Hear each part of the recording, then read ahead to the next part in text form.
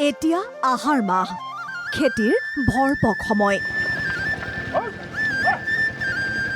প্ৰকৃতিৰ বুকুত কঠীয়া ৰোৱাৰ সময় এয়া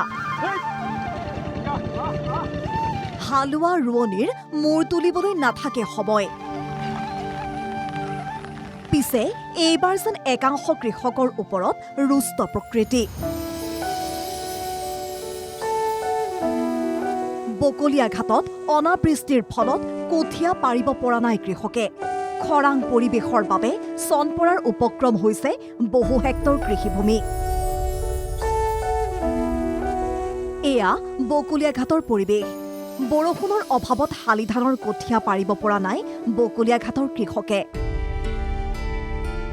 উত্তৰ ফংলকপেট হগলাকাটা উদালি চিকাৰী পথাৰ হিডিলাং উৱেকে আদি কৰি একাধিক অঞ্চলৰ কৃষকে এতিয়া মূৰে কপালে হাত দিছে একমাত্ৰ নেদেখাজনকেই ধিয়াই শুকান মাটিতেই কঠীয়া পেলাইছে খেতিয়কে ভগৱানে যেন এতিয়া শেষ ভৰসা মানে কঠীয়া পেলাবৰ কাৰণে বহুত চেষ্টা কৰিছে কিন্তু পেলাব পৰা নাই বিঘা মাটি ৭০ হেক্টৰ মাটি ইয়াত চন হিচাপে এতিয়া পৰি আছে মানুহে কঠীয়া পেলাব পৰা নাই এইবাৰ কি হ'ব এই কাৰণে মানুহবিলাক চিন্তা হৈ আছে এবাৰ কি কৰিম আৰু ওপৰৱালাই জানে আৰু কিন্তু এতিয়া ভগৱানে যদি পানী নিদিয়ে আমি এনেকাই থাকিব লাগিব মানি চনে পেলাব লাগিব এইটো গাঁৱৰ নামটো উত্তৰ ফংলকপেট জেংবে গাঁও কাৰ্বি আংলং স্বায়ত্ত পৰিষদৰ বিয়াগুম জলসিঞ্চন বিভাগ এটা আছে যদিও পথাৰত পৰ্যাপ্ত পানী যোগান দিয়াত বিভাগটো ব্যৰ্থ হোৱাৰ অভিযোগ কৃষকৰ কাউন্সিলক আমি বহুতবাৰ আমি নিমন্ত্ৰণ দিলোঁ আৰু আমি মেমৰেণ্ডামো দিলোঁ কিন্তু তেওঁলোকে গুৰুত্ব দিয়া নাই কি কৰিম আৰু কনচেলে ইয়াত আমাৰ উত্তৰ ফংলকপেট ইয়াত বহুতবাৰ EMO আহিছে MSC হৈছে লগতে আমাৰ অট'নমাছ কাউন্সিল CM ছাৰ ডাঙৰীয়াও আহিলে